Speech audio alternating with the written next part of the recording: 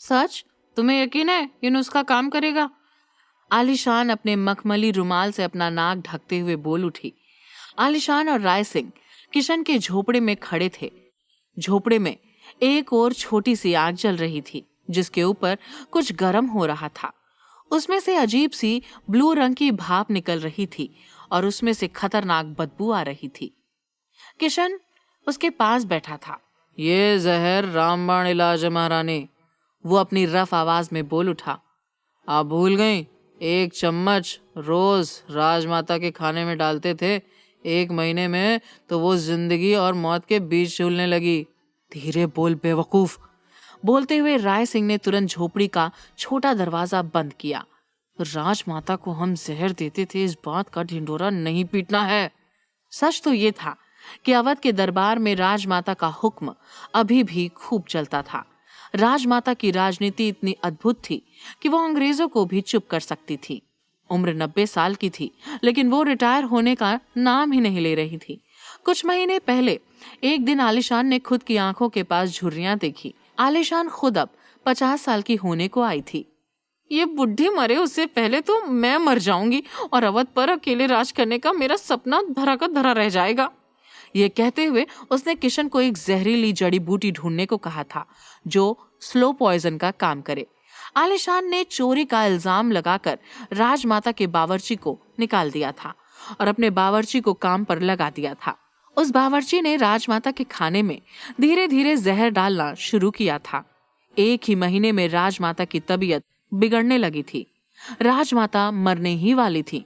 तब कुमकुम ने आके सारा प्लान चौपट कर दिया था। आलिशान और राय सिंह को इसके बाद तो एकदम ही कंफर्म हो गया था कि तिग्मांशु मरे या ना मरे, कुमकुम का खात्मा हो जाना चाहिए। लेकिन मैं चाहती हूँ कि कुमकुम तुरंत मर जाए। ये जहर कहीं उसे भी 1 महीने बाद तो नहीं मारेगा? आलिशान ने अपना नाक ढककर ही किशन से पूछा। किशन ने कहा कि इस बार उसने ज्यादा डोज डाला था, इतना ज्यादा कि जैसे ही ये जहर तिग्मांशु और कुमकुम की जीभ को छुएगा दोनों तुरंत ही मर जाएंगे। ये सुनकर आलिशान और राय सिंह खुश हुए। उनको वैसे भी जल्दी थी। प्रॉपर्टी के खोए हुए पेपर्स कुमकुम या तिग्मांशु के हाथ लग जाएं, उससे पहले वो दोनों को मार देना चाहते थे। आलिशान ने भी पूरे महल में प्रॉपर्टी के कागजात ढूंढे थे, लेकिन कहीं नहीं मिले। ए सुन, तुझे उस कुमकुम के कमरे में कोई कागजात मिले क्या? अपना कमरा साफ करती नौकरानी को आलिशान ने पूछा था। ये वही नौकरानी थी जिसको कुमकुम के कमरे में पर्दे के पीछे से कागजात मिले थे। कुमकुम ने उसका मुंह बंद रखने के लिए उसे असली मोती की बूंदें दी थी जो अभी उसने पहन रखी थी। जब महारानी आलिशान ने यह प्रश्न पूछा तो उसकी लालच कई गुना बढ़ गई। क्या आलिशान भी कुछ देगी? आलिशान के पास तो कभी न देखे हों वैसे हीरे मोती थे। कागजात देखे भी हैं और नहीं भी देखे महारानी, वो भाव खाते हुए बोलने लगी। जिस तरह दोनों महारानियां उस कागजात के पीछे पड़ी हुई थी, जाहिर था कि बहुत ही जरूरी कागजात होंगे। नौकरानी को लगा था कि आलिशान तुरंत अपने गले से असली हीरे का हार निकालकर उसे दे देगी तो वो सच बता देगी। लेकिन आलिशान ने उसे आंखें दिखाई। सीधा सीधा जवाब देना है तो दे, वरना फुट। ये सुनकर नौकरानी का ईगो हर्ट हो गया था। कुछ नहीं था महारानी कुमकुम के कमरे में, कहते हुए वो मुंह बिगाड़ते हुए वहां से चली गई। तभी आलिशान और राय सिंह फ्रस्ट्रेट होकर किशन के पास आए थे। उन्हें क्या पता था कि कुमकुम के हाथ में तो प्रॉपर्टी के पेपर्स कब के लग गए थे। फिलहाल कुमकुम अपने छोटे कमरे में बैठी थी। सुबह उसका जो सुंदर रोमांटिक मूड था वो एक तो उन कागजात ने बिगाड़ा था और दूसरा नित्या ने। कुमकुम का जी मचल रहा था। उसे बार बार रोना आ रहा था। एक बार उसे इंदुमती ने कहा था कि एक पुरुष अपने पहले प्यार को कभी नहीं भूल सकता, लेकिन इतने सालों में तिग्मांशु ने तो नित्या का नाम नशे में भी नहीं लिया था। कुमकुम को क्या पता था कि उसे देखते ही वो किस कर बैठेगा और ऊपर से उसे अपना कमरा दिखाने उसके पीछे पीछे जाएगा। महारानी!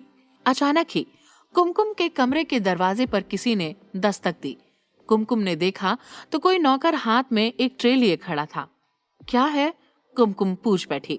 वो नौकर ट्रे लेकर अंदर आया। उस ट्रे के अंदर एक बाउल था जिसमें सूप रखा हुआ था। लखनऊ के महाराज तिग्मांशु ने आपके लिए ये सूप भेजा है, कहते हुए उस नौकर ने बेड के पास पड़े एक टेबल पर सूप इत्यादि रखा। सूप क्या होता है? कुमकुम को नाम से तो अंग्रेजी डिश लग रही थी, लेकिन दिखने में तो काली दाल जैसी थी। नौकर हंस पड़ा। महारानी, ये अंग्रेजों के खाने की रीत है, हम यहाँ ऐसे ही खाते हैं। पहले सूप पीजिए, तब तक मैं आपके लिए बाकी खाना लाता हूँ। कहते हुए वो नौकर वहां से चला गया। कुमकुम ने सूप को देखा। उसे भूख तो ना थी, लेकिन नौकर ने कहा था कि लखनऊ के महाराज यानी कि तिग्मांशु ने ये सूप भेजा है। कुमकुम ने वो बाउल हाथ में लिया और सूंघा। कुमकुम की सेंसेस तो काफी तेज हो ही गई थी। उसे तुरंत इस काली दाल जैसे दिखने वाले सूप में कुछ काला लगा। ऊपर से जैसे ही उसने वो सूप सूंघा, उसे उल्टी की फीलिंग आई। नहीं नहीं, मैं ये नहीं खा सकती, कहते हुए वो बाउल बेड पर रखने गई।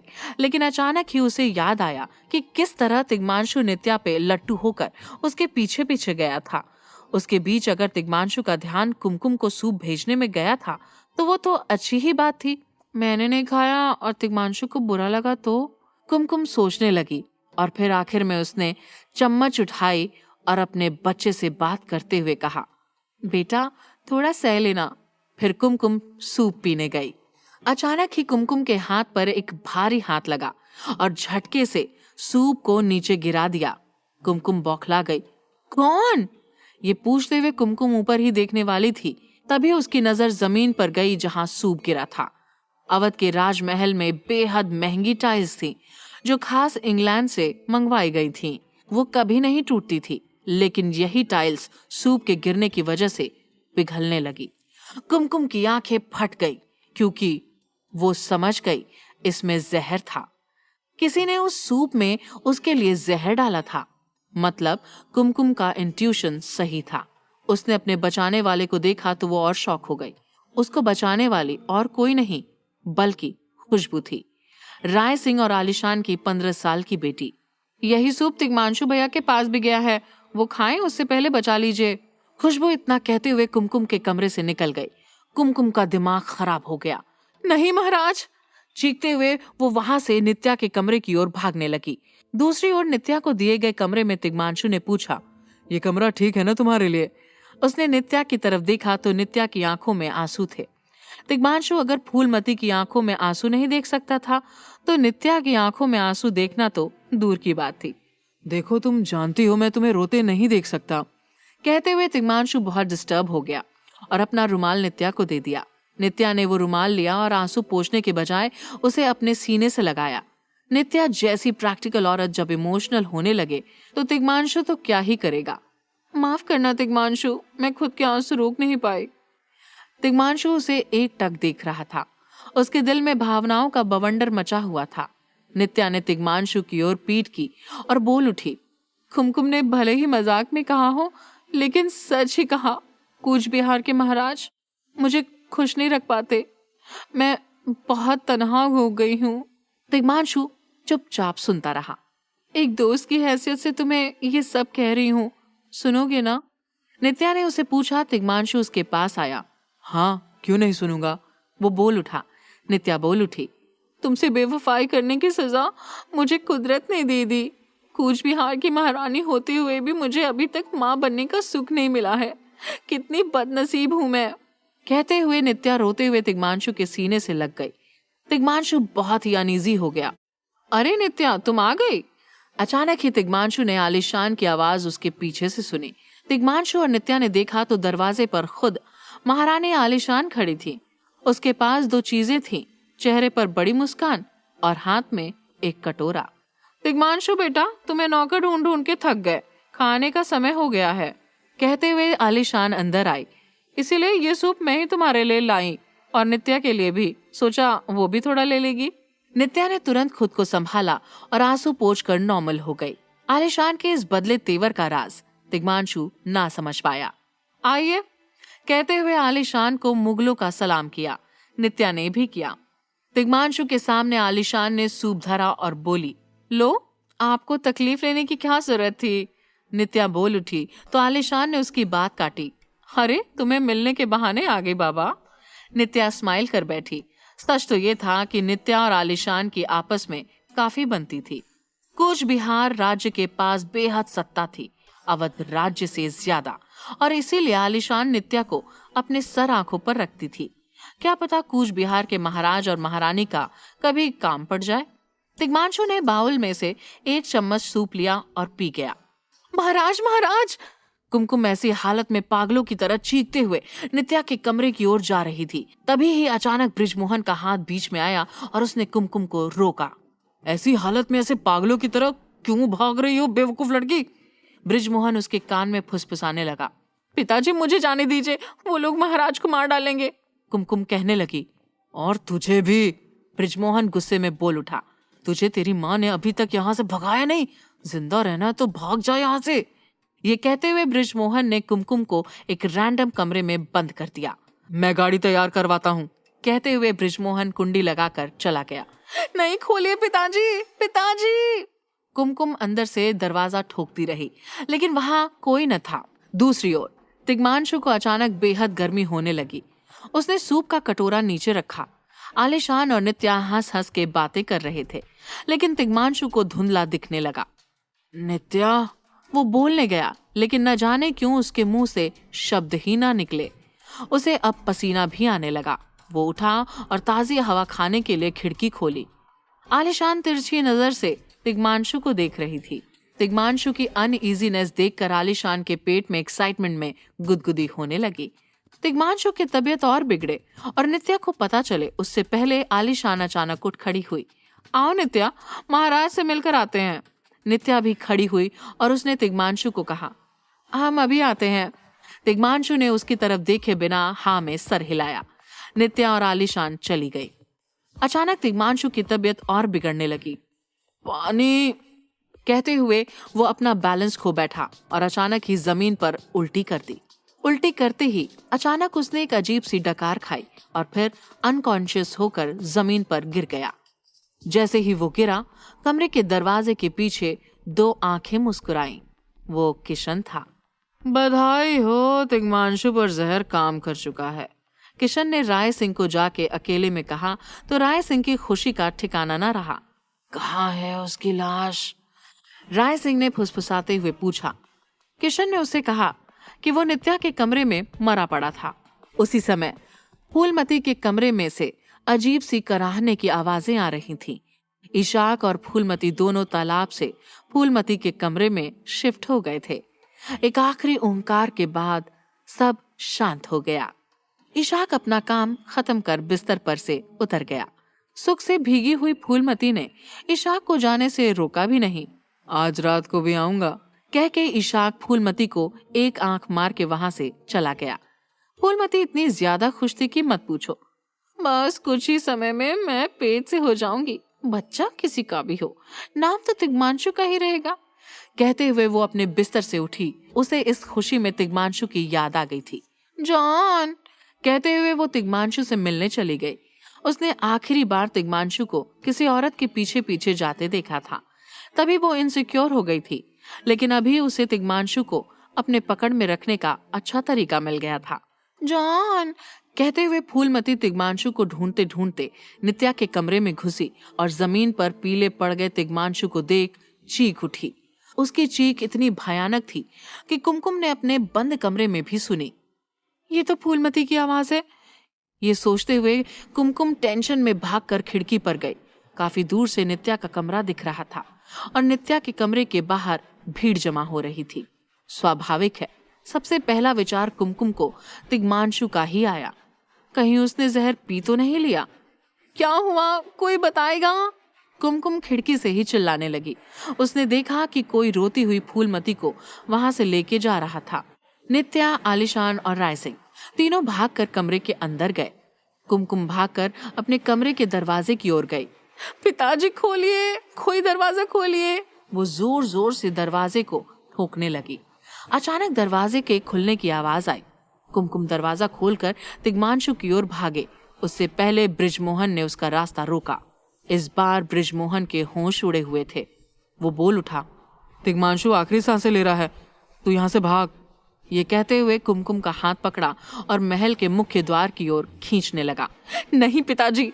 कुमकुम इतनी शॉक में आ गई थी कि उसे लगने लगा कि कहीं ये बहुत बुरा सपना तो नहीं। अंदर बैठ, इससे जितना जल्दी हो सके उतना जल्दी लखनऊ पहुंच जाओ। बृजमोहन ने कुमकुम को घोड़ा गाड़ी में बिठाया और घोड़ा गाड़ी लखनऊ की ओर चलने लगी। क्या तिग्मांशु सच में दम तोड़ देगा? क्या करेगी कुमकुम? जानने के लिए सुनते रहिए रॉकिंग महारानी, सिर्फ पॉकेट एफएम पर। तिग्मांशु की हालत बहुत ज्यादा बिगड़ चुकी थी और उसका पूरा शरीर पीला पड़ चुका था। वहां मौजूद किसी को भी समझ में नहीं आ रहा था कि आखिर तिग्मांशु के साथ हुआ क्या था। सिर्फ राय सिंह बहादुर और बेगम आलिशान ही थे जिन्हें सच्चाई का पता था और जो तिग्मांशु की ये हालत देखकर मन ही मन खुश हो रहे थे। पर उन दोनों के अलावा कोई और भी था जिसे उस षड्यंत्र के बारे में पता था, और वो थी राय सिंह बहादुर और आलिशान की बेटी खुशबू। पर उस वक्त वो काफी ज्यादा डरी हुई थी, जिस वजह से वो किसी को भी ये नहीं बता सकती थी कि आखिर तिग्मांशु को हुआ क्या था। तभी नित्या जोर से चिल्लाई, जल्दी से राज वैद्य को बुलाओ। नित्या की बात राय बहादुर और आलिशान को खटकी, पर वो सबके सामने राज वैद्य को बुलाने की बात पर रोक नहीं लगा सकते थे। इसीलिए नाटक करते हुए आलिशान बोली, हाँ, जल्दी से हकीम जुम्मन को बुलाओ। सिर्फ एक वही है जो तिग्मांशु की तबीयत ठीक कर सकते हैं। वहां खड़े एक नौकर ने हाँ में अपना सर हिलाया और तेजी से हकीम को बुलाने राजमहल के बाहर भागा। दूसरी तरफ वो घोड़ा गाड़ी कुमकुम को लेकर राजमहल से काफी दूर निकल आई थी। कुमकुम ने घोड़ा गाड़ी भगा रहे कोचवान से बहुत बार रुकने के लिए बोला, पर उसने उसकी एक न सुनी। वो अपने मालिक बृजमोहन का हुक्म बजा रहा था। एक पल को कुमकुम के मन में आया कि वो चलती गाड़ी से कूद जाए, लेकिन अगले ही पल उसे अपने होने वाले बच्चे का ख्याल आया और वो रुक गई। कुमकुम को अपनी जान की परवाह बिल्कुल भी नहीं थी, पर उसे उसके बच्चे के मुंह ने वो कदम उठाने से रोक लिया। लेकिन तभी अचानक कुमकुम के दिमाग में ख्याल आया, भले ही वो घोड़ा गाड़ी से कूद नहीं सकती थी, पर गाड़ी वाले को कूदने की धमकी तो दे ही सकती थी। उसने तेज आवाज में गाड़ी वाले से कहा, तुम मेरे पिता के कहने पर मुझे सिर्फ इसलिए लखनऊ ले जा रहे हो ना, जिससे मेरी जान बच सके। लेकिन अगर तुमने ये घोड़ा गाड़ी नहीं रोकी तो मैं इससे नीचे कूद जाऊंगी और मेरी मौत के जिम्मेदार सिर्फ तुम होगे। कुमकुम की धमकी से वो कोचवान डर गया और उसने घोड़ों की लगाम को कस के खींचा, जिससे घोड़े अचानक से रुके। लेकिन अचानक से रफ्तार में आई रुकावट के कारण वो घोड़ा गाड़ी पलट गई और कुमकुम उससे उछलकर बाहर दूर जा गिरी। किस्मत से कुमकुम घास के एक मैदान में गिरी थी, जिस वजह से उसके पेट में पल रहे बच्चे को कुछ नुकसान नहीं पहुंचा। कुमकुम को बस कुछ मामूली सी खरोच ही आई थी, जबकि वो कोचवान जमीन पर घायल पड़ा दर्द से कराह रहा था। एक पेड़ से टकराने के कारण उस कोचवान का सिर फट गया था, जिसमें से बहुत ज्यादा खून निकल रहा था। कुमकुम अपनी जगह से उठी और उसने अपने आसपास देखा। वो घोड़ा गाड़ी पूरी तरह से दुर्घटनाग्रस्त हो गई थी और उससे बंधे घोड़े कब के छूटकर वहां से दूर भाग चुके थे। कुमकुम अवध के राजमहल से बहुत दूर निकल आई थी और उसके पास वापस वहां जाने के लिए कोई साधन नहीं था। लेकिन तिग्मांशु का ख्याल उसे अंदर ही अंदर परेशान कर रहा था, जिस वजह से उसे किसी भी हालत में वहां वापस पहुंचना ही था। इसलिए कुमकुम ने बिना समय गवाए अपने कदम अवध की तरफ मोड़ लिए और पैदल ही वहां जाने लगी। लेकिन तभी अचानक कुमकुम की नजर पेड़ के पास अधमरी हालत में पड़े कोचवान पर पड़ी। कुमकुम उसे नजरअंदाज करके वहां से जा ही रही थी कि उस कोचवान की कराहने की आवाज ने उसके पैर जकड़ लिए। एक घायल पड़े इंसान की आवाजें कुमकुम के अंदर बैठी चिकित्सक को पुकार रही थी। उसे इतना समझ में आ ही गया था कि अगर उस कोचवान को जल्दी से इलाज नहीं मिला तो कुछ ही देर में उसकी मृत्यु हो जाएगी। कुमकुम असमंजस में पड़ गई। उसके दिल का एक हिस्सा उसे वापस अपने तिग्मांशु के पास जाने को कह रहा था, ताकि वो अपने प्यार की सही समय पर जान बचा सके। वही उसके दिल के दूसरे हिस्से में बैठी एक चिकित्सक इस तरह किसी जरूरतमंद को यूं ही मरने के लिए नहीं छोड़ सकती थी। आखिर में कुमकुम अपना फैसला लेते हुए अपने मन में बोली, हे भगवान, मेरे सुहाग की रक्षा करना। मैं अपने कर्म से पीछे नहीं हट सकती। अगर मेरे पतिव्रत में शक्ति है तो मेरे सुहाग के प्राण तब तक बचा कर रखना जब तक मैं उनके पास नहीं पहुंच जाती। इतना बड़बड़ाते हुए कुमकुम ने अपने कदम जमीन पर घायल पड़े उस कोचवान की ओर मोड़ लिए और उसके पास जाकर बोली, तुम फिक्र मत करो भैया, मैं तुम्हें कुछ नहीं होने दूंगी। इतना कहकर कुमकुम ने अपने आसपास देखा, जहां कुछ पेड़ पौधे लगे हुए थे। कुमकुम ने बिल्कुल भी समय नहीं गवाया और सीधा जाकर उस कोचवान का इलाज करने के लिए जड़ी बूटियां इकट्ठा करने लगी। वहीं दूसरी तरफ अवध के राजमहल में हकीम जुम्मन तिग्मांशु की नाड़ी चेक कर रहे थे, जबकि महल के बाकी लोग हैरान हुए उनकी ओर देख रहे थे। लेकिन वहां मौजूद किसी के मन में भी तिग्मांशु के लिए कोई खास चिंता नहीं थी, बल्कि सबके दिमाग में अपनी अपनी पिक्चर चल रही थी। जहां एक तरफ राय बहादुर और आलिशान तिग्मांशु की मौत की कामना कर रहे थे, वहां मौजूद फूलमती मोटे मोटे आंसू बहाए जा रही थी। पर फूलमती को इस बात की चिंता नहीं थी कि तिग्मांशु धीरे धीरे मौत के मुंह में जा रहा था, बल्कि उसे इस बात की चिंता ज्यादा थी कि अगर तिग्मांशु को कुछ हो गया तो उसके बाद उसका क्या होगा। ये अचानक से महाराज को क्या हो गया? अगर ये मर गए तो मेरे लखनऊ पर महारानी बन के राज करने का सपना ही रह जाएगा। कहीं ऐसा तो नहीं कि इनके मरने के बाद सब मुझे वैश्या समझकर राजमहल से बाहर फेंक देंगे। ये सब मेरी गलती की वजह से हुआ है। अगर मैं इशाक के साथ वो सब ना करती तो शायद ऐसा ना होता। मुझे मेरे ही कर्मों की सजा मिली है। इस बार फूलमती की आंखों के आंसू झूठे नहीं थे, पर उनका कारण तिग्मांशु के लिए दुख नहीं बल्कि उसका खुद का स्वार्थ था। अभी तक किसी ने दादी को तिग्मांशु की इस हालत के बारे में नहीं बताया था, इसलिए तिग्मांशु की अच्छी हालत के लिए दुआ मांगने वाला वहां कोई भी नहीं था। जुम्मन हकीम को तिग्मांशु की नब्ज टटोलते काफी वक्त बीत गया था, लेकिन अभी तक उसने एक शब्द भी नहीं बोला था। तिग्मांशु पूरी तरह से बेहोश था और उसके शरीर का पीलापन धीरे धीरे काला पड़ना शुरू हो गया था। तभी आलिशान जुम्मन के पास जाते हुए बोली, हकीम साहब, और कितना वक्त लगेगा आपको ये जानने के लिए कि तिग्मांशु को क्या हुआ है? जुम्मन ने नजर उठाकर आलिशान की तरफ देखा तो वो उसकी बड़ी बड़ी आंखें देखकर उसका इशारा समझ गया। वो अपने हैदराबादी अंदाज में बोला, मुझे लगता है इन्हें किसी जहरीले सांप ने काटा है, लेकिन बहुत देर हो चुकी है। अब तो इनकी जान रुखसत होने से कोई भी नहीं बचा सकता। इनकी अब सिर्फ चंद सांसें ही बाकी हैं। जुम्मन की बात सुनकर आलिशान के चेहरे पर एक हल्की सी मुस्कान आई, क्योंकि जुम्मन वही सब बोल रहा था जो उन्होंने उसे बोलने के लिए कहा था। ये सुनकर उस पूरे कमरे में एक मातम सा छा गया। फूलमती तो मानो जैसे किसी मूर्ति की तरह जम सी गई। लेकिन वो कहते हैं ना कि जैसे जहाज के डूबने से पहले ही उसमें रहने वाले चूहे अपनी जान बचाने की तैयारी कर लेते हैं, ठीक वैसे ही फूलमती ने इतनी देर में अपना प्लान भी तैयार कर लिया था। फूलमती अपने मन में बड़बड़ाई, मैं इतनी आसानी से लखनऊ की राजगद्दी नहीं छोड़ने वाली। कुछ ही दिन में मेरा पेट बाहर निकल आएगा और तब मैं सबको बोलूंगी कि ये बच्चा तिग्मांशु का ही है, जो लखनऊ का युवराज है और आगे जाकर लखनऊ का राजा बनेगा। इसके बाद मैं भी देखती हूँ कौन मुझे राजमहल से बाहर निकालता है। इतनी अफरा तफरी में किसी का ध्यान भी नहीं गया कि कुमकुम वहां मौजूद नहीं थी, क्योंकि अगर कुमकुम वहां होती तो तिग्मांशु ऐसी हालत में नहीं होता। मेरा सर। जंगल के पास रास्ते में घायल पड़े कोचवान के कराहने की आवाज सुनकर कुमकुम उसे शांत कराते हुए बोली, घबराओ मत भैया, मैंने आपके सिर पर दवा लगा दी है और उस पर पट्टी भी बांध दी है। कुछ ही देर में तुम बिल्कुल ठीक महसूस करोगे। कुमकुम ने जड़ी बूटियों को मिलाकर उस कोचवान के सर पर लगाया था और अपनी चुन्नी फाड़कर उसके सर पर पट्टी बांधी थी। आपका लाख लाख शुक्र महारानी, आपने मुझे अपना मानकर मेरी जान बचाई, लेकिन मैं अभागा आपके लिए कुछ भी नहीं कर पाया। मैंने जो कुछ भी आपके साथ गलत किया है उसके लिए मुझे माफ कर दीजिए। कुमकुम का काम वहां पर पूरा हो चुका था। अब वक्त था उसे अपने तिग्मांशु के पास वापस जाकर उसकी जान बचाने का।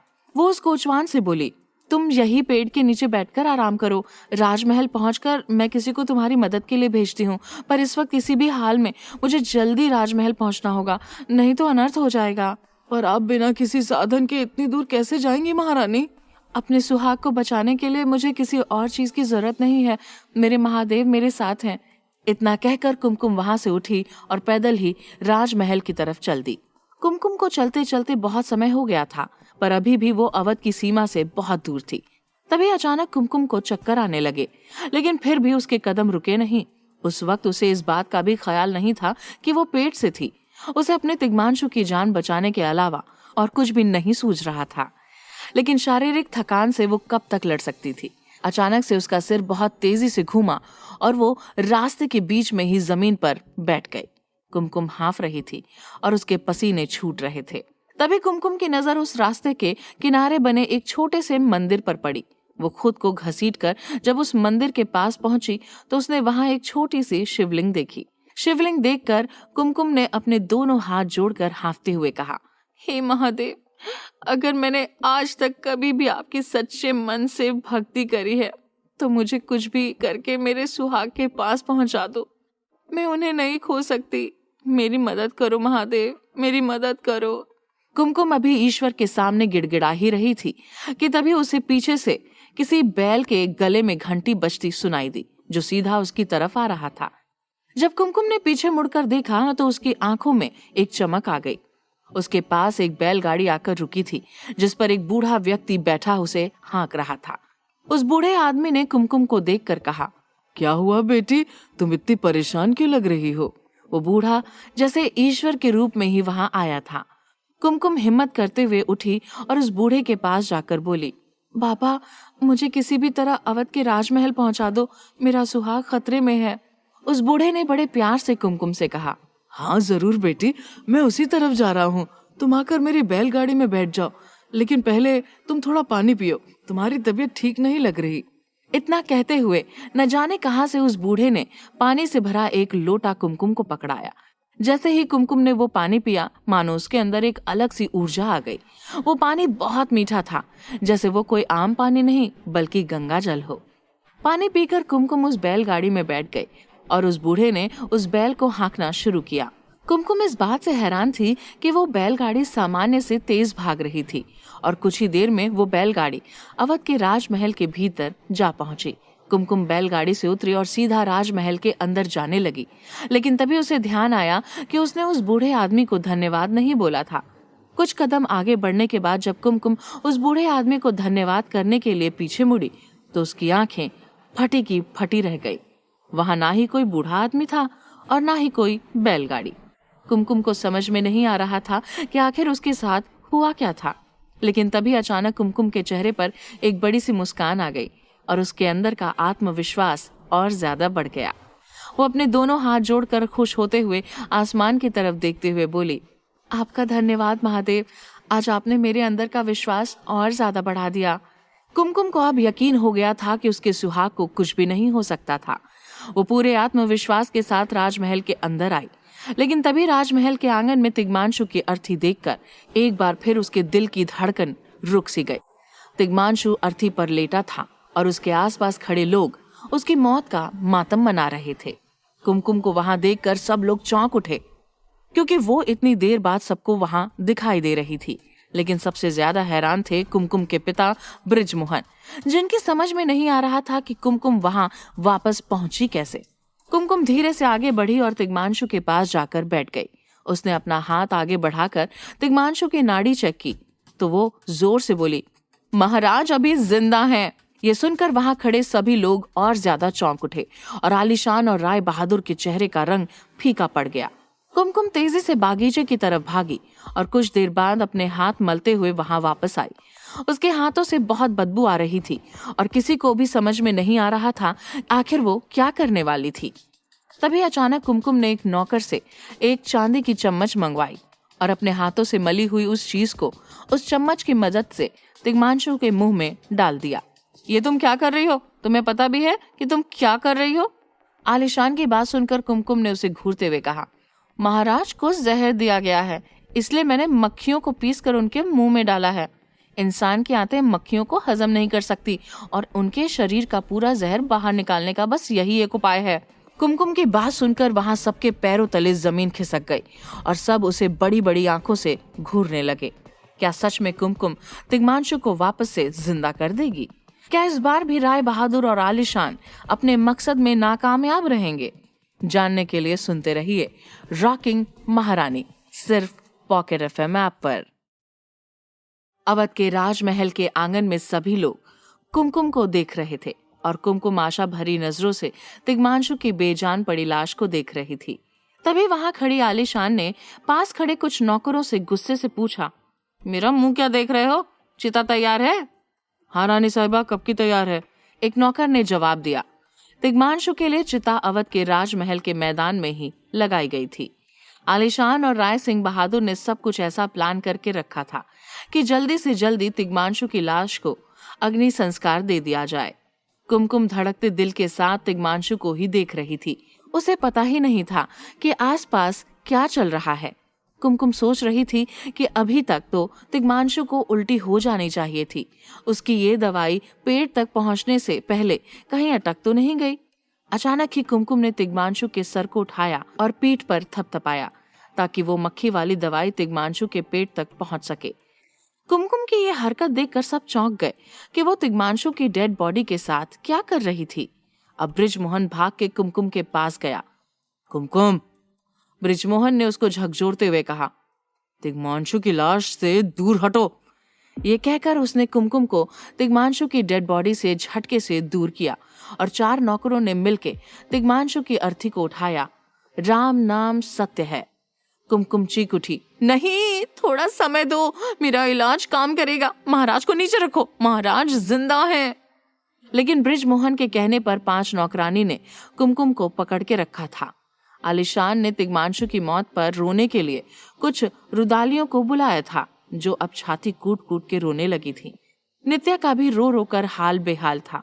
कुमकुम सोचने लगी, क्या सच में तिग्मांशु मर चुका था? क्या वो उसकी जान बचाने में नाकामयाब रही? अब उसका दिमाग काम करना बंद हो गया था। कैसे बचाए वो तिग्मांशु को जिंदा जलते हुए? तभी फूलमती भाग के तिग्मांशु की चिता के पास गई और उसकी छाती पर अपनी कलाई जोर जोर से मारते हुए रोने लगी। नहीं महाराज, मुझे साथ ले जाइए महाराज। फूलमती ने तिग्मांशु की छाती पर मारना जारी रखा। फूलमती को ऐसा करते देख कुमकुम एकदम ही शांत हो गई। सिर्फ उतना ही नहीं, कुमकुम के चेहरे पर एक हल्की मुस्कान भी आ गई। कुमकुम के मुस्कुराने का कारण 2 ही पल में पता चल गया।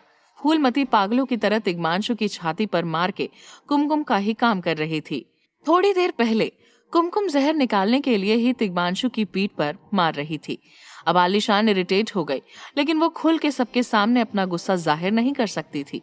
वो कुछ सोच के फूलमती के पास गई और फूलमती को संभालते हुए कहा, बस करो, ये करने से मरा हुआ आदमी जिंदा नहीं होगा।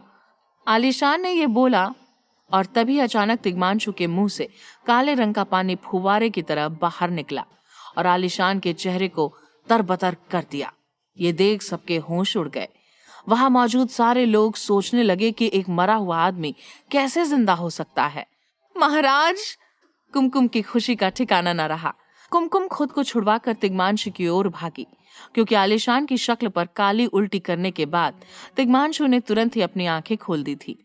अपनी आंखें खोलकर मैं कहाँ हूँ कहते हुए तिग्मांशु चिता पर उठ बैठा। खुद को चिता पर पाकर अचानक वो फिर से डर के मारे बेहोश हो गया। कुमकुम ने तुरंत ही तिग्मांशु की नब्ज पकड़ी और वो ये जानकर खुश हो गई कि अब तिग्मांशु एकदम ठीक था। महाराज बेहोश हो गए हैं, उनको कमरे में लेकर आओ। कुमकुम ने शॉक्ड खड़े नौकरों को ऑर्डर दिया, लेकिन सारे नौकर एक मरे हुए आदमी को जिंदा देखकर इतना डर गए थे कि वो लोग पास जाने की हिम्मत नहीं कर रहे थे। वो क्या, फूलमती भी डर के मारे फ्रीज हो गई थी। सबसे ज्यादा बुरी शक्ल तो राय सिंह और आलिशान की थी।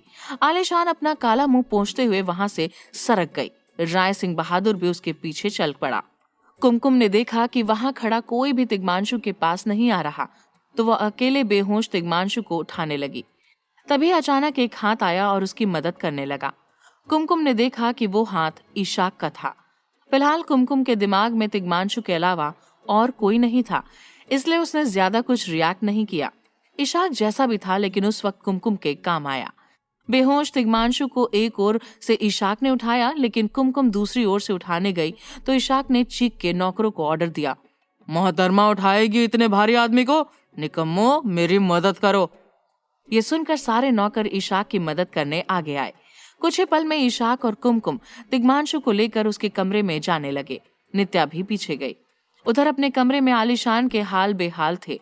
उसके बाल बिखरे पड़े थे, उसके कपड़े इधर उधर हो रखे थे और वो अपने कमरे में जमीन पर लेटी हुई थी। आंखों में अनगिनत आंसू थे। पानी पी लो बेगम, तुम ऐसे रोगी तो मैं आगे कुछ सोच नहीं पाऊंगा। राय सिंह आलिशान को पानी का ग्लास देते हुए एक भीगी बिल्ली की तरह उसके पास बैठा था। नहीं पीना पानी। आलिशान भड़कते हुए उठी और राय सिंह के हाथ से ग्लास लेकर फोड़ दिया। ये कुमकुम हमारे मुंह से निवाला भी छीन लेगी, तब पिलाना मुझे पानी। आलिशान की आंखें रो रो कर चुड़ैल की तरह लाल हो गई थी। मुझे बुलाया? अचानक ही पीछे से किसी की आवाज आई। राय सिंह ने मुड़कर देखा तो किशन आया हुआ था। किशन ने आलीशान के कमरे में पहुंचने से पहले सुना था कि तिग्मांशु बच गया था। राय सिंह ने आलीशान का पूरा गुस्सा अब किशन पे निकाला। ये कैसा जहर दिया तूने? राय सिंह गुस्से से कांपते हुए बोल उठा। कुछ मक्खियां उसके पेट में क्या गई, वो तो वापस जिंदा हो गया।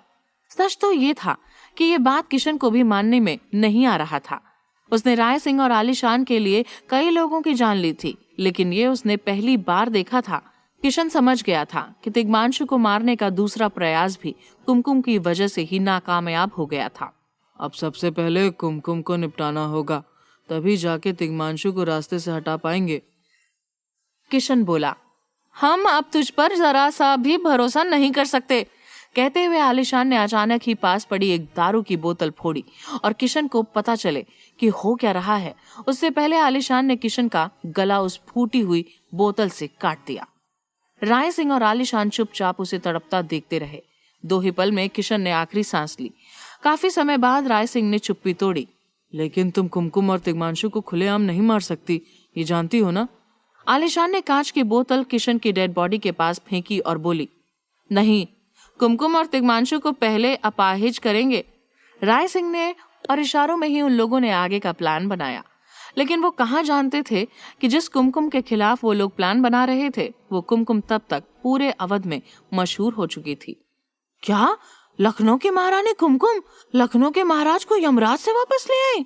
अवध के कोने कोने में महारानी कुमकुम के चमत्कारिक इलाज की बातें होने लगी थी। लोग समझने लगे थे कि महारानी कुमकुम इतनी बढ़िया वैद्य थी कि मरे हुए को भी जिंदा कर सकती थी। वो तो साक्षात सती सावित्री है, एक औरत बोल उठी।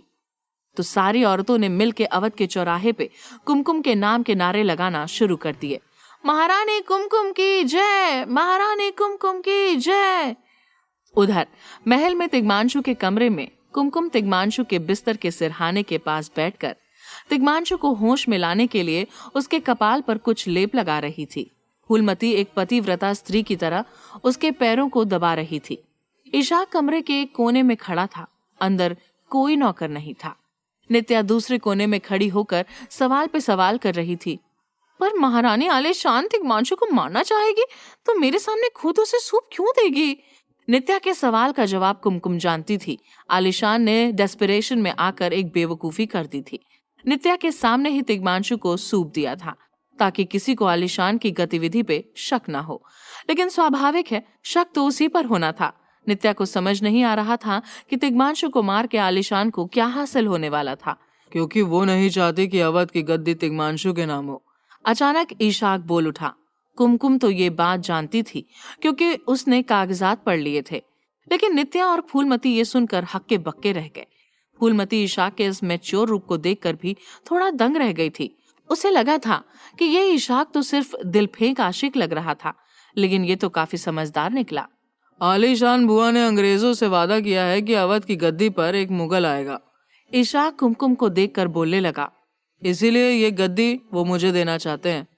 ये बात सुनकर सब स्तब्ध रह गए, कुमकुम भी। आखिर अंग्रेजों की यही तो नीति थी, डिवाइड एंड रूल। फूलमती ने नोटिस किया कि इशाक बार बार कुमकुम से नजरें मिलाने की कोशिश कर रहा था, लेकिन न जाने क्यों कुमकुम इशाक को देख ही नहीं रही थी। कुमकुम उसे देखे बिना ही बोल उठी। अपने बचपन के दोस्त तिग्मांशु से उसके हक की गद्दी छीनोगे इशाक? क्यों नहीं, इशाक बोल उठा। माहौल और ज्यादा गंभीर हो गया। इशाक ने तिग्मांशु की ओर इशारा करते हुए कहा, इसने मेरा प्यार छीना, मैं इसकी गद्दी छीनूंगा। ये कहकर इशाक वहां से चला गया। ये सुनकर कुमकुम का चेहरा लाल हो गया। फूलमती और नित्या दंग रह गए। दरअसल बात ये थी कि जब कुमकुम 16 साल की थी और इशाक 20 साल का, तभी इशाक ने पहली बार कुमकुम को अवध के राजमहल के पीछे वाले जंगल में देखा था। इशाक जंगल में एक खरगोश का शिकार करने ही वाला था। तब कुमकुम ने बीच में आके उस खरगोश की जान बचाई थी।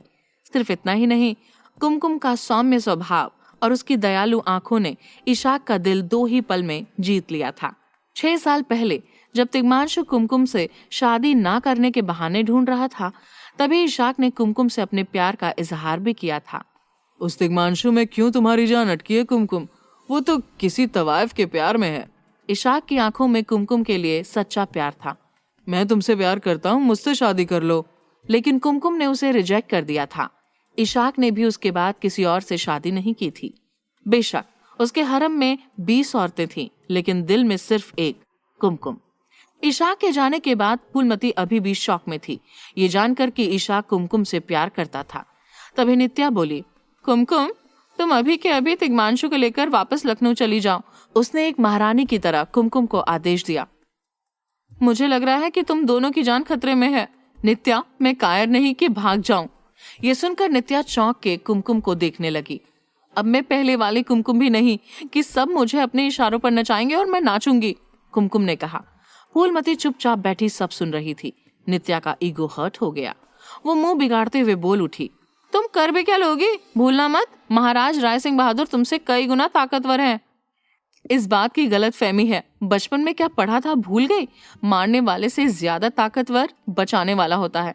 नित्या, मैं फूलमती से अकेले में बात करना चाहती हूँ, तुम बाहर जाओ। अब कुमकुम ने एक महारानी की तरह नित्या को आदेश दिया। कूच बिहार की महारानी से इस तरह आज तक किसी ने बात नहीं की थी। नित्या पैर पटकते हुए वहां से चली गई। कुमकुम फूलमती की ओर मुड़ी और अपना हाथ आगे किया। मेरी दोस्त बनोगी? फूलमती सोचने लगी कि कहीं कुमकुम कोई मजाक तो नहीं कर रही, लेकिन कुमकुम एकदम गंभीर थी। कुमकुम की आंखों में बदले की आग जल रही थी। हमेशा के लिए नहीं, बस कुछ दिनों के लिए, हमारे पति के खातिर। ये कहते हुए कुमकुम फूलमती के और पास आई। फूलमती को समझ नहीं आया कि कुमकुम के दिमाग में क्या चल रहा था। कुमकुम ने जाकर कमरे का दरवाजा बंद किया और फूलमती की तरफ मुड़ी। अवध से कोसों दूर दूसरी तरफ लखनऊ के महल में एक दरवाजा खुला और उसमें से इंदुमती अंदर आई और सीधा महिषी के कमरे में पहुंची। महिषी उस वक्त सो रही थी। इंदुमती ने उसे जगाया। उठिए, उठिए। महिषी ने आंखें खोली और इंदुमती का पसीने से लथपथ चेहरा देखा। है, क्या है? इतनी रात को क्यों जगाया? महिषी बौखला के बोल उठी। अचानक ही दरबार की तरफ से नाचने गाने की आवाज आने लगी। महिषी ने पूछा, ये जश्न की आवाज? महाराज वापस आ गए? इंदुमती अब तक एकदम ही शॉक्ड खड़ी थी। जल्दी वहां चलिए। महिषी को इंदुमती जल्दी जल्दी दरबार में लेकर गई। दरबार के बाहर एक कार खड़ी हुई थी जो आज तक किसी ने नहीं देखी थी। महिषी और इंदुमती बड़ा दरवाजा खोलकर दरबार में गए तो एक बेभत्स चीज देखी। बेहद सुंदर नर्तकियां नाच रही थीं और कुछ अंग्रेज अफसर उन पर हीरे मोती के हार फेंक रहे थे और तिग्मांशु की गद्दी पर बैठा था एक लंबे बालों वाला अत्यंत सुंदर आदमी। यह आदमी हिंदुस्तानी ही दिख रहा था, लेकिन नशे में धुत था। बंद करो, ये क्या चल रहा है? महिषी ने हिम्मत करके जश्न को बंद करवाया। नर्तकियों ने नाचना बंद कर दिया। महिषी उस लंबे बालों वाले आदमी की तरफ आगे बढ़ी और पूछा, ये लखनऊ के महाराज की गद्दी है, तुम्हारी हिम्मत की तुम इस पर आके बैठो, कौन हो तुम? ये सुनकर वो लंबे बालों वाला आदमी नशे में झूलते हुए खड़ा हुआ। मैं सुधांशु सिंह बहादुर, लेकिन नकली राजा तिग्मांशु का बड़ा भाई और लखनऊ का असली महाराज। तिग्मांशु का बड़ा भाई भी था। वो तिग्मांशु को नकली महाराज क्यों बोल रहा था? क्या वो सच में तिग्मांशु का बड़ा भाई था या राय सिंह बहादुर का कोई आदमी जो तिग्मांशु की गैर हाजिरी में गद्दी हथियाने आया था? जानने के लिए सुनते रहिए रॉकिंग महारानी, सिर्फ पॉकेट एफएम ऐप पर। अपने आप को राजा तिग्मांशु का बड़ा भाई कहने वाले सुधांशु को अंग्रेजों का पूरा सपोर्ट था और साथ ही साथ उसके पास मैन और मसल पावर भी बहुत था। महिषी चाहते हुए भी कुछ न कर पाई। लखनऊ में हुई उस तख्ता पलट की कोशिश से कोसों दूर अवध में जब खिड़की से आती सुबह की पहली किरण जब तिग्मांशु के चेहरे पर पड़ी तो उसने धीरे से अपनी आंखें खोले। उसने पाया वो एक दूसरे बड़े कमरे में था जो राजमहल में दादी माँ के ठीक नीचे वाली मंजिल में था। तिग्मांशु के सर में बहुत तेज दर्द हो रहा था और वो धीरे धीरे सारी बातें याद करने की कोशिश कर रहा था, लेकिन दिमाग पर इतना जोर डालने के बाद भी उसे सिर्फ इतना ही याद था कि वो एक चिता पर लेटा हुआ था। तिग्मांशु को अपने शरीर में बहुत कमजोरी महसूस हो रही थी, पर फिर भी वो उठने की कोशिश कर रहा था। आप लेटे रहिए, आपको अभी आराम की जरूरत है। ये बोलते हुए कुमकुम उस कमरे में दाखिल हुई और तिग्मांशु के पास आकर खड़ी हो गई। उसने अपने हाथ में एक गिलास पकड़ा हुआ था। तिग्मांशु कुमकुम को देखते हुए बोला, क्या हुआ है मुझे? ऐसा लग रहा है जैसे मैं कोई बुरा सपना देखने के बाद जागा हूँ।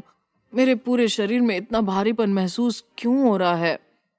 कुमकुम ने अपने हाथ में पकड़ा हुआ ग्लास तिग्मांशु को देते हुए कहा, आप ये छाछ पी लीजिए, इससे आपको बेहतर महसूस होगा। उल्टियां करके पूरा जहर निकालने के बाद तिग्मांशु के शरीर में पानी की कमी हो गई थी, इसलिए उसने कुमकुम के हाथ से वो ग्लास छीना और एक सांस में पूरी छाछ गटक गया। छाछ पीने के बाद तिग्मांशु को काफी बेहतर महसूस हुआ। वो कुमकुम से बोला, दादी कैसी हैं? मुझे उनसे अभी मिलना है।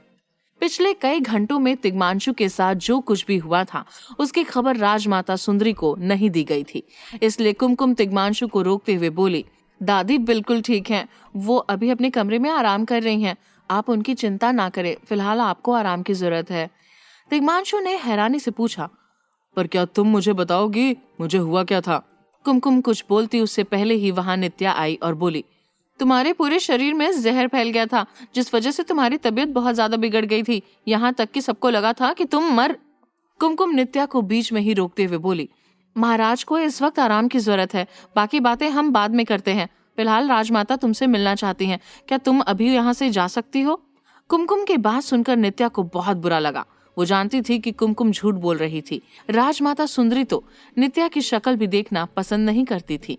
कुमकुम ये सारी बातें सिर्फ उसे वहां से भगाने के लिए बोल रही थी, लेकिन नित्या ये बात तिग्मांशु के सामने जाहिर नहीं कर सकती थी, क्योंकि अगर वो ऐसा करती तो शायद तिग्मांशु को ऐसा लगता कि वो उसकी दादी से ना मिलने के लिए बहाना बना रही थी। इसलिए वो बिना कुछ कहे मुंह बनाकर वहां से चली गई। तभी तिग्मांशु हैरान होते हुए कुमकुम से बोला, ये नित्या क्या कहना चाह रही थी? क्या किसी ने मुझे जहर दिया था? जहर के असर के कारण तिग्मांशु ये भूल चुका था कि उसने आलिशान द्वारा दिया सूप पिया था, जिसके बाद उसकी तबीयत बिगड़ गई थी। नहीं महाराज, आपको शायद किसी जहरीले सांप ने काटा था, जिस वजह से आपके शरीर में उसका जहर फैल गया था। कुमकुम ने झूठ बोला। तिग्मांशु याद करते हुए बोला, सांप ने काटा था, पर मुझे वो सब याद क्यों नहीं? तभी वहां फूलमती आई और बोली, वो इसलिए महाराज क्योंकि जब सांप ने आपको काटा तब आप खिड़की के पास खड़े थे और सांप के काटने के बाद आप लड़खड़ाकर खिड़की से नीचे गिर गए, जिस वजह से आपके सिर पर चोट आई और आपको वो याद नहीं। फूलमती को अपनी आंखों के सामने देखकर तिग्मांशु की बेहतर महसूस हुआ, पर साथ ही उसकी बातों ने तिग्मांशु का सिर चकरा दिया था। सांप, खिड़की, सिर पे चोट, ये तुम दोनों क्या बोल रहे हो? तभी कुमकुम तिग्मांशु से बोली, आपको अपने दिमाग पर जोर डालने की कोई जरूरत नहीं है महाराज, फिलहाल सब ठीक है, आप यहाँ आराम करें, तब तक मैं और फूलमती आपके लिए शाही रसोई में जाकर अपने हाथों से नाश्ता बनाते हैं। इतना कहकर फूलमती और कुमकुम एक दूसरे के सामने मुस्कुराए और कमरे से बाहर चले गए। लेकिन ये सब देखकर तिग्मांशु भौचक्का रह गया था। उसे समझ में नहीं आ रहा था कि आखिर कुमकुम और फूलमती इतनी अच्छी दोस्ती कब हो गई थी। जहां एक तरफ तिग्मांशु मौत के मुंह से वापस आ गया था, वहीं दूसरी तरफ पूरे लखनऊ में ये अफवाह फैल चुकी थी कि उनके महाराज तिग्मांशु की मौत हो चुकी थी, और ये खबर फैलाने वाला और कोई नहीं बल्कि सुधांशु था, जो खुद को तिग्मांशु का बड़ा भाई बताकर लखनऊ की गद्दी पर आ बैठा था। अपने महाराज की मृत्यु का समाचार सुनकर पूरा लखनऊ शोक में डूबा था। वहीं राजमहल में तिग्मांशु के सभी वफादार दुखी होने के साथ साथ बहुत बड़ी मुसीबत में आ गए थे। सुधांशु ने जबरदस्ती लखनऊ पर कब्जा कर लिया था और पूरे राज्य को अपना गुलाम बना लिया था। तिग्मांशु के ज्यादातर वफादार या तो मारे जा चुके थे या फिर बंदी बना लिए गए थे। यहाँ तक कि गुलाब सिंह और मोगरा सिंह को भी जेल में बंद कर दिया गया था, जो महिषी अपने मन में खुद को तिग्मांशु की माँ और लखनऊ की राजमाता मानती थी।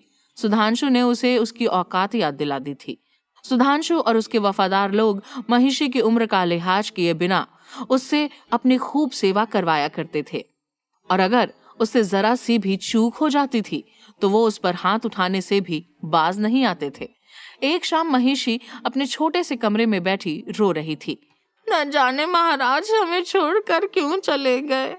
महारानी फूलमती भी यहाँ नहीं है जिनके सामने मैं अपना दुखड़ा रो सकूं। मैं तो इस राजमहल में एक रानी की तरह रहती थी, और आज आलम यह है कि मेरी हैसियत नौकरानी से भी बदतर है। काश महाराज जिंदा होते तो अपनी माँ जैसी दाई माँ की ये हालत देखकर उस सुधांशु और उसके लोगों का सिर कलम कर देते। तभी उसके कमरे में एक आवाज गूंजी, महाराज को कुछ नहीं हुआ है। जब तक महारानी कुमकुम उनके साथ है तब तक महाराज तिग्मांशु का कोई बाल बांका नहीं कर सकता। महिषी ने सिर उठाकर देखा तो सामने इंदुमती खड़ी थी। ये तुम क्या बकवास कर रही हो? सुना नहीं तुमने? पूरे राज्य में ये खबर आग की तरह फैल चुकी है कि महाराज तिग्मांशु अब इस दुनिया में नहीं रहे। इंदुमती महिषी के पास आते हुए बोली, और ये खबर किसने फैलाई? सुधांशु और उसके आदमियों ने ना। वो लोग झूठ भी तो बोल सकते हैं। सबको पता है कि महाराज अपनी दोनों रानियों के साथ अवध गए थे राजमाता सुंदरी से मिलने। अगर ये खबर सच होती तो अवध के राजमहल से कोई दूत ये खबर लेकर आता, ना कि ये सुधांशु जो खुद को महाराजा का बड़ा भाई बता रहा है। मुझे तो लगता है ये कोई बहरूपिया है जो सत्ता हासिल करने के चक्कर में महाराज की गैर हाजिरी में यहाँ का राजा बन बैठा है। महिषी ने अपने दिमाग पर जोर डालते हुए कहा, इसका मतलब महाराज जिंदा हो सकते हैं? पर ये बात हमें कैसे पता चलेगी? इंदुमती गंभीर स्वर में बोली, हमें किसी भी हाल में अवध तक ये संदेश पहुंचाना होगा कि लखनऊ की राजगद्दी पर कोई दूसरा आ बैठा है। अगर महाराज तिग्मांशु सही सलामत है तो वो इस बहरूपिये को लखनऊ से बाहर निकालने के लिए जरूर वापस आएंगे। महिषी ने हैरानी से पूछा, पर हम अवध तक ये संदेश पहुंचाएंगे कैसे? इंदुमती कुछ सोचते हुए बोली, ये काम सिर्फ एक ही शख्स कर सकता है। महिषी ने अपनी आंखें बड़ी करते हुए पूछा, कौन? मोगरा सिंह? इंदुमती ने हाँ में अपना सिर हिलाया। महिषी ने कहा, लेकिन उसे तो बंदी बना लिया गया है। इंदुमती एक गहरी सांस लेते हुए बोली, मोगरा सिंह को जेल से कैसे बाहर निकालना है वो मैं अच्छे से जानती हूँ। इधर अवध के राजमहल में तिग्मांशु अब पहले से काफी बेहतर महसूस कर रहा था। उसकी दोनों ही पत्नियां कुमकुम और फूलमती उसका बहुत अच्छे से ध्यान रख रही थी, पर तिग्मांशु को अभी भी ये समझ में नहीं आया था कि आखिर में उन दोनों में इतनी अच्छी बन कैसे रही थी, क्योंकि तिग्मांशु फूलमती को अच्छे से जानता था और उसे ये भी पता था कि कुमकुम फूलमती को फूटी आंख नहीं भाती थी। वही कुमकुम भी फूलमती से नफरत करती थी। उन दोनों ने कई बार तिग्मांशु के सामने एक दूसरे से अच्छे से पेश आने का नाटक किया था, पर हर बार तिग्मांशु को ये पता होता था कि उन दोनों का एक दूसरे से अच्छे से पेश आना सिर्फ एक दिखावा था और कुछ नहीं। लेकिन आज जो वो अपनी आंखों के सामने देख रहा था वो दिखावा नहीं था, बल्कि कुमकुम और फूलमती सच में एक दूसरे से ऐसे पेश आ रही थी जैसे वो बहुत पुरानी सहेलियां हों। एक दिन जब तिग्मांशु काफी बेहतर महसूस कर रहा था तो उसने दादी माँ से मिलने का तय किया।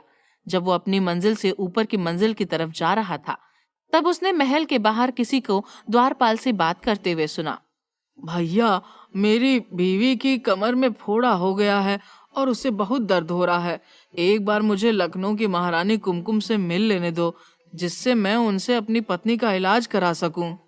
ये सुनकर तिग्मांशु अपने मन में बड़बड़ाया, कुमकुम के इलाज करने वाली बात यहाँ भी फैल गई। मुझे तो लगा था कि सिर्फ लखनऊ की जनता ही उसके इस हुनर के बारे में जानती है।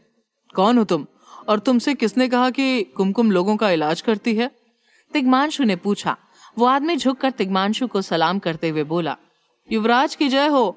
मैं क्या, पूरा अवध जानता है कि सती सावित्री महारानी कुमकुम पर स्वयं धन्वंतरी का आशीर्वाद है। जिस तरह उन्होंने आपको मृत्यु के बाद जिंदा कर दिया, उस तरह उनके लिए किसी और का इलाज करना बाएं हाथ का खेल है।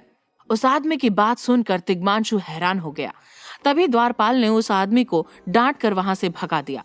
क्षमा करें युवराज, पर जब से महारानी कुमकुम ने आपको ठीक किया है तब से पूरे अवध में सब लोग उनसे अपने परिजनों का इलाज करवाना चाहते हैं और मुंह उठाकर राजमहल दौड़े आते हैं, जैसे ये कोई राजमहल नहीं बल्कि कोई चिकित्सालय हो। ये सुनकर तिग्मांशु हैरान रह गया। उसने द्वारपाल से कहा, पिछले कुछ दिनों में यहाँ जो कुछ भी हुआ है मुझे सब जानना है। दूसरी तरफ कुमकुम राजमाता सुंदरी के कमरे में बैठी उनके पैरों पर गर्म तेल की मालिश कर रही थी। तभी दादी उदास मन से कुमकुम से बोली, कितने दिन हो गए, मैंने अभी तक तिग्मांशु को नहीं देखा। भला ऐसा कौन सा काम है उसे लखनऊ में जो उसे अपनी बीमार दादी को छोड़कर जाना पड़ा? मुझे तो लगता है उसे अपनी दादी की कोई चिंता ही नहीं है। दादी की बात सुनकर कुमकुम उनसे दोबारा से झूठ बोलते हुए बोली, दरअसल लखनऊ की प्रजा में से कोई यहाँ महाराज के लिए कोई समस्या लेकर आया था, और आप तो जानती ही हैं महाराज अपनी प्रजा को किसी भी तकलीफ में नहीं देख सकते। जैसे ही वो अपनी प्रजा की समस्या दूर कर देंगे वो यहाँ वापस लौट आएंगे। मैं आ गया हूँ दादी, तिग्मांशु बोला। अचानक से तिग्मांशु को अपने सामने देखकर बूढ़ी दादी की आंखें चमक उठी। तिग्मांशु मेरे बच्चे, तुम वापस आ गए। तिग्मांशु आगे बढ़ा और अपनी दादी से लिपट गया। तिग्मांशु ने कुमकुम और दादी की बातें सुन ली थी और अब वो ये जान चुका था कि आखिर कुमकुम ने दादी से झूठ क्यों बोला था। वो दादी के गालों पर अपना हाथ फेरते हुए बोला, मुझे माफ करिएगा, मुझे किसी जरूरी काम से लखनऊ जाना पड़ा, पर अब मैं आ गया हूँ और अब मैं कहीं नहीं जाने वाला। दादी तिग्मांशु के चेहरे को देखते हुए बोली, पिछले कुछ दिनों में तुम कितने दुबले हो गए हो। लगता है वो समस्या कुछ ज्यादा ही बड़ी थी, इसलिए तुम इतना परेशान रहे। तिग्मांशु कुमकुम की तरफ देखते हुए मुस्कुराकर बोला, हाँ दादी, समस्या तो बहुत बड़ी थी, पर आप सबके प्यार के होते हुए कोई भी समस्या ज्यादा देर तक नहीं टिक सकती। कुमकुम तिग्मांशु की बात से समझ गई कि उसे सब कुछ पता चल गया था। तिग्मांशु जिस प्यार भरी निगाहों से कुमकुम की तरफ देख रहा था, उससे कुमकुम को शर्म आ गई और शर्माते हुए उसने अपना चेहरा नीचे कर लिया। तिग्मांशु और दादी ने ढेर सारी बातें की, जबकि कुमकुम अभी भी दादी के पैरों की मालिश कर रही थी और उनकी बातों में भी भाग ले रही थी। लेकिन तभी अचानक कुमकुम का जी मिचलाने लगा। उसे ऐसा महसूस हो रहा था जैसे उसे उल्टी आने वाली थी। अचानक से कुमकुम ने दादी के पैरों में मालिश करना बंद कर दिया और अपने मुंह पर हाथ लगाती हुई बालकनी की तरफ भागी। बालकनी में पहुंचकर कुमकुम वहां से नीचे की तरफ झांककर उल्टी करने लगी। कुमकुम की तबीयत बिगड़ते देख तिग्मांशु उसकी फिक्र करते हुए चिल्लाया, कुमकुम तुम ठीक तो हो ना? तिग्मांशु की बात सुनकर दादी मुस्कुराते हुए बोली, तुम्हें कुमकुम की फिक्र करने की कोई जरूरत नहीं है। गर्भावस्था में ऐसे दिनों में उल्टियां आना आम बात है। दादी की बात सुनकर कुमकुम और तिग्मांशु दोनों चौंक उठे। साथ ही दादी को भी समझ में आ गया था कि वो खुशी खुशी में कुछ ज्यादा ही बोल गई थी। तिग्मांशु ये बात सुनकर दंग रह गया था और बड़ी बड़ी आंखों से कुमकुम की तरफ देख रहा था। वही कुमकुम भी बालकनी के पास किसी मूर्ति की तरह जमी हुई खड़ी थी। तिग्मांशु के सामने कुमकुम का वो सच आ चुका था जिसे वो अब तक उससे छुपाती आई थी और उसे नहीं पता था कि उस सच को जानने के बाद तिग्मांशु आगे क्या करने वाला था। कुमकुम के गर्भवती होने का सच जानने के बाद तिग्मांशु क्या करेगा? क्या इंदुमती मोगरा सिंह की मदद से अवध तक संदेश पहुंचा पाएगी? जानने के लिए सुनते रहिए रॉकिंग महारानी, सिर्फ पॉकेट एफएम ऐप पर।